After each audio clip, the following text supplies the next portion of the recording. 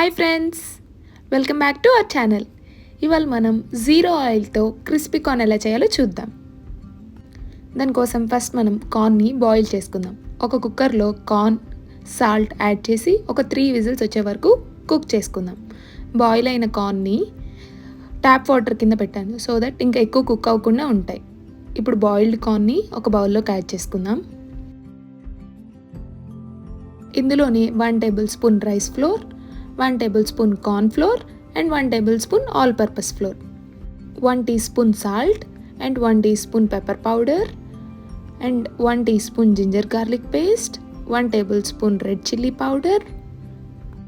వీటన్నిటిని మిక్స్ చేసుకుందాం. మనం వాటర్ ఇప్పుడే యాడ్ చేయకూడదు, ఎందుకంటే బాయిల్డ్ కార్న్లో కొంచెం వాటర్ ఉంటుంది. సో చూసుకొని యాడ్ చేసుకోవాలి. వాటర్ స్ప్రింకిల్ చేసుకుంటూ కలుపుకోవాలి. Just 2 to 3 table spoon water, అంతకన్నా ఎక్కువ పట్టవు. అండ్ ఇప్పుడు ఎయిర్ ఫ్రైయర్లో మనం మిక్స్ చేసుకున్న కార్న్ని యాడ్ చేసుకొని,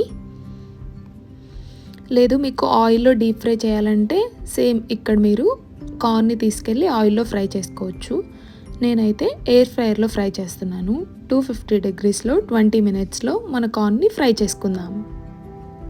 ఒక 10 minutes ఉన్నాక కార్న్ని ఒకసారి ఫ్లిప్ చేసుకొని మళ్ళీ ఇంకొక 10 minutes, టోటల్ 20 minutes పెట్టుకుందాం. తర్వాత చూస్తే మన క్రిస్పీ కార్న్ రెడీ.